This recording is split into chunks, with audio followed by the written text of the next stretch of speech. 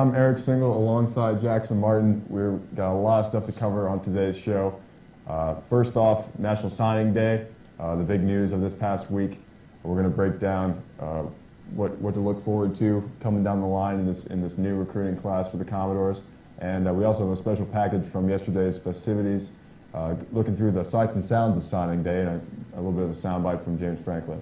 Then we'll move to the hardwood, talk about the basketball team's struggles. The losing streak extended to 4 games after a pair of losses in the past week to Alabama and then to LSU on Wednesday night. We'll talk about what's going wrong there, and then move into the whiteboard segment to discuss the Alabama game from last Saturday. Then we will switch gears and talk about the women's lacrosse team, who opens up with their home opener against Kennesaw State on Sunday afternoon at 1 p.m. Here on campus. Joe Gelman was out at practice earlier this week, and we're going to get some quotes from the players and coaches and talk about the expectations coming off of their season opening loss against Jacksonville, seeing what they can do in their home opener.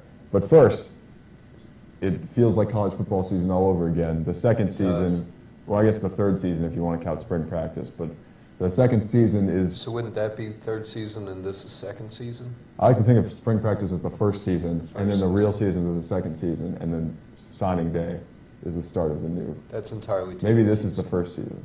Well, a season of college football is in the books as of Wednesday. National Signing Day is over and done with, and Jackson, a lot of different storylines dominated Wednesday afternoon and Wednesday morning. Big-time commits, a little bit of drama, as is expected across the recruiting landscape. But from the Vanderbilt perspective, there was certainly a lot of stuff to be proud of about this incoming class. Absolutely. James Franklin puts together another strong recruiting class for Vanderbilt, another best recruiting class in school history. Rivals had him at 19th in the country. ESPN has it at 22. So to follow up that top 25 ranking with the actual season, now you got a top 25 ranking with the recruiting season as well. And a couple of big gets on National Signing Day too, including what was probably the best press Coach Franklin could have gotten, a commitment from 4-star wide receiver Jordan Cunningham, who was talking about his 50-year plan on national television right before putting on the Vanderbilt hat and committing over Stanford and Florida State. It was almost as if Jordan was reading off of a script of exactly what Vanderbilt would want him to say should he commit to them. I thought it was Coach Franklin talking. Yeah, it very well could have been. Reading it, it seemed like it seemed on some level that it had been so completely ripped from the Vanderbilt playbook that he's going to be a James Franklin special. That's for certain. Speaking of Cunningham and some of the other top prospects in this class, in previous years, Franklin's kind of stressed the importance of getting some depth on the offensive line. Were there any particular positions this year that you feel like was a stress point of this recruiting class that the Commodores really kind of come through on? Well, I think you're always looking for offensive and defensive lines, and really, especially in a league like the SEC, that's where a lot of battles are won and lost. But I think something that we saw the coaches put some stress on that maybe you wouldn't expect to is the quarterback position. Despite having a number of quarterbacks on the roster already, Coach Franklin has made it clear that he is going to take a quarterback in every single signing class, which I have to say I think is a smart move. But he got 2 good ones this year in 3-star Chad Knopf out of California, Harvard Westlake High School, and out of Atlanta, Georgia, Jonathan McCrary, a 4-star quarterback who scored a touchdown in the U.S. Army All-American game. Another guy bringing some good press to Vanderbilt. He was the first commitment to Coach Franklin's class. He's already on campus as an early enrollee. And so you have some guys that are going to challenge not just Austin Carter-Samuels next year, but Patton Robinette in the years after that. So maybe it is a position of depth already, but adding more talented quarterbacks is never a bad thing, and Coach Franklin just kept on doing it. Exactly. Certainly a lot of different things can happen in that position. You never know exactly what you're going to get. Wednesday was an eventful day around campus. You had the Star Cam from 7 a.m. to 12 a.m. As all the coaches would come on and announce new commitments as they fax their letters of intents in. And for the first time, Vanderbilt fans were able to watch online live in the way that many other SEC teams provide that program. And then in the afternoon, we had some of the things that have become commonplace in James Franklin's tenure. The press conference announcing the class, talking about what he's excited about, what's not excited about. And of course, the signing day celebration in the Student Life Center ballroom. And we sent VTV's Daniel Abend out to take some video and bring back some sights and sounds from that celebration on Wednesday night. Let's welcome up Coach James Franklin to the stage. Yeah, I think if you look at the class, they come from all over the country. Our base is always going to come from 4 to 6 hours from our campus, really this community. But then we're going to have to go across the country to get what we need in terms of the type of student athletes, that we think are a great fit for. Great stuff there from Coach Franklin. Now to the hardwood. We'll certainly get back to the football team once spring practice rolls around in March. But the basketball team's slow march towards the SEC tournament and the end of the season is unfortunately very present in the eyes of all Vanderbilt fans. And Wednesday night was another tough loss to the LSU Tigers. Well, actually, another tough loss in SEC play. It ended up being Vanderbilt's first loss to LSU since 2006. Commodores were struggling to find some rhythm on offense all game long. Kedron Johnson went down with an injury in the first 10 minutes, messed up his shoulder, and seemed a little bit hesitant to shoot from then on. And so there were a couple of questions about who was ready to take the big shots coming down the stretch as far as offensively the leadership was concerned. And Dejon Parker stepped up a little bit. Rod Odom hit 3 threes in a row in the final 30 seconds to make this score more respectable than it actually was. But the Tigers make enough free throws to secure a victory at home that brings them right back to the middle of the pack in the SEC and sends Vanderbilt down to the basement along with some teams that they've already beaten. But Jackson, there's plenty of questions and issues and problems that have persisted throughout conference play. But the lack of a consistent score has been really the most prevalent in my eyes. Absolutely, and you see it coming to fruition again in another close loss for Vanderbilt. Not only another 1-point loss, but this is the 5th straight loss by 5 points or less. This Vanderbilt team that has come so close, but has just failed to close, and you wonder if part of that is because there is no dominant scorer on this team. There's no one who in the last 10 seconds is going to get the ball, is going to take it to the hole, is going to step back and hit that three.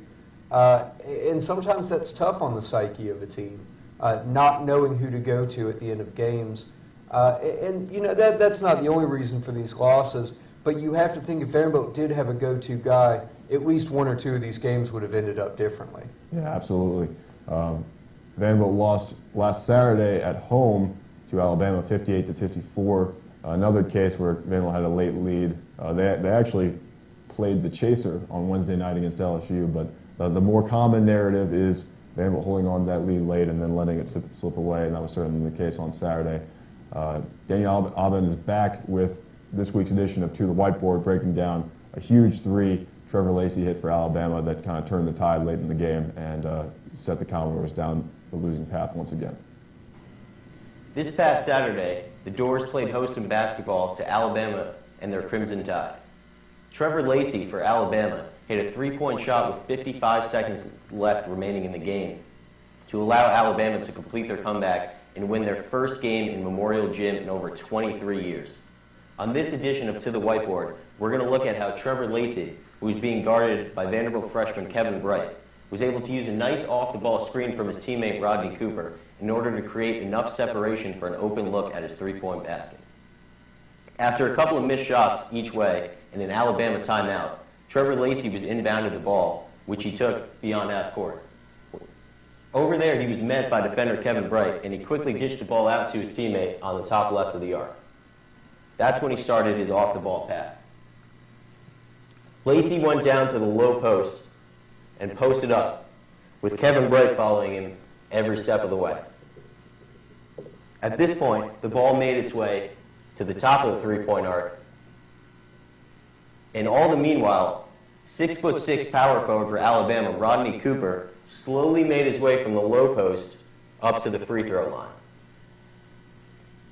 At this point, the ball made its way over to senior shooting guard Andrew Steele for Alabama. Trevor Lacey slowly snuck behind Kevin Bright and made his way a little bit up the key and waited. After a couple seconds of dribbling by Andrew Steele, Lacey made a beeline to the top of the 3-point arc. Kevin Bright attempted to follow him, but along the way, Rodney Cooper turned and faced the basket and set a great off-the-ball screen on Bright. It was enough to delay Bright by a couple seconds as he had to change direction. But that's all that Trevor Lacey needed to create the separation between him and Bright, which allowed him the open look at the basket. Once he received the ball, he had a quick catch-and-shoot release, and he buried the three-pointer for Alabama's win. In a game like this, the Doors went cold offensively towards the end of the stretch, but they still had a chance to win thanks to a couple key free throws. If they were going to do it, they had to play great defense, which meant keying in on Alabama's best scoring threat, Trevor Lacey, and making sure he didn't get any separation. That's not what happened because of a great off-the-ball screen that allowed him to get the look he needed. When Kevin Stallings goes to his whiteboard to create new defensive schemes for the remaining games for the Doors, he's going to look to adjust to make sure that they don't get caught in any more screens or picks and let the opponent's best players get the looks that they need in crunch time. Great stuff there. And Jackson, looking ahead to this Saturday's game against Arkansas at 12:30 Central in Memorial Gym, a rematch of Vanderbilt's most embarrassing defeat of the year to date, in my personal opinion, a 56-33 drubbing they took at the hands of the Razorbacks in Fayetteville on January 12th. This is an interesting matchup for the Commodores because it's the first repeat game they've had this season in their SEC schedule, and it's a little bit of a chance to have a benchmark and see exactly how much this team has improved or not improved in the last month. What are the odds you think that this team can make some adjustments and handle the Arkansas's full court pressure and really handle the scoring and the defensive intensity that the Razorbacks brought in January a little better this time around? Well, I don't know that Arkansas is that much better of a team than Vanderbilt, but they certainly were on that night, and they certainly were Tuesday when they took down the number 2 at the time Florida Gators. So this is going to be that game where, like you said, first repeat game of the season, you get to see what adjustments Kevin Stallings is going to make. You get to see how these young players are going to change their pace and try and play a different game than they did. And we're going to learn a lot about how much this team can develop and how much it will develop towards the end of the year. This is going to be a very good litmus test for Kevin Stallings and this team. Exactly. One thing to keep an eye on, maybe if you're interested in an upset alert, Arkansas has not won on the road in SEC play this season. For all their success at home, and I'm glad you brought it up because Tuesday night's game against Florida was terrifying. Arkansas was up by 27 points at one point in the second half, and that was after a Florida run to kind of bring a constant 20-point margin down a little bit. Arkansas struck back, and Bud Walton Arena was just as alive as it was during the legendary teams of the 90s, I'm told. I was 3 then, but I understand that it was live back then, and it was live on Tuesday night. But they have yet to win on the road. Certainly, from the Razorbacks' perspective, heading to one of the worst teams in the league, coming off a deflating loss, is a good opportunity to break that streak. But the SEC is not a predictable conference. It's many things. Predictable is not one of them. So it's definitely something to keep an eye on. We will recap both the Arkansas game this Saturday and a home game against Tennessee on Wednesday night of next week on next week's View Sports Wired. Now it's time to shift gears and talk about a Vanderbilt team that's starting its home schedule this Sunday. The women's lacrosse team takes on Kennesaw State at 1 p.m. Central. Fighting Owls. The Fighting Owls and their women's lacrosse program on Sunday at 1 p.m. And we sent Joe Gilman out to lacrosse practice earlier on Thursday afternoon to speak with the coach and a couple players and kind of get the pulse of the season after a season opening loss to Jacksonville, what their thoughts are heading into their home opener. To kind of remedy what we did last weekend, and we got off to kind of a rough start this season, and we're looking forward to playing a game on our home field and making fixes into our game and hopefully turning things around for ourselves. I'm just excited to be on the game field as well and just to have my very first Division I game of my career, so I'm excited. I'm so excited to be on the game field. The fact that we're on here today is so exciting. It means a lot when you come down from the track field down here onto your field. You kind of take a sense of pride of being here. Okay, our 5 seniors this year have done an exceptional job leading the team and setting the example that we needed to have set for our young players, and I think our 3 captains on the defensive end of the field have been really great leadership-wise too. Great work ethics and really modeling how we want the rest of the team to follow.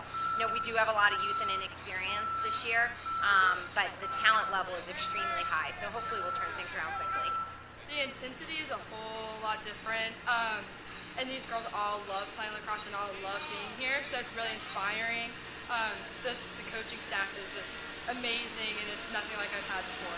Every year our goals and expectations are the same. We expect to win, we expect to go to the NCAAs, we expect to make a splash in the NCAAs. So, certainly we want to go into our conference tournament as one of the top teams and compete there as well. So, we always expect to be one of the best teams in the country, and we just have to get it done on the field. We want to do really well. We have really high expectations. We have a lot of talent. I think right now our biggest goal is to turn that talent into a whole team effort and be able to accomplish big things as a whole group. I mean, I'm expecting to win a national championship. I don't know why we can't, so I'm excited. Great stuff from women's lacrosse practice. Again, Sunday at 1 p.m. against Kansas State. Commodores open up their home slate. Looking forward to an exciting season with a young team. And we'll see which stars emerge. That does it for today's episode of VU Sports Wired. Thank you for watching. On behalf of Jackson Martin, I'm Eric Single. We'll be back next Thursday, probably a little bit earlier than usual, but Thursday evening, thereabouts, breaking down basketball, lacrosse, football, baseball season is almost upon us. All things Vanderbilt sports, as we do, always on this show. But for now, have a great weekend, enjoy the games all weekend long, and go Doors.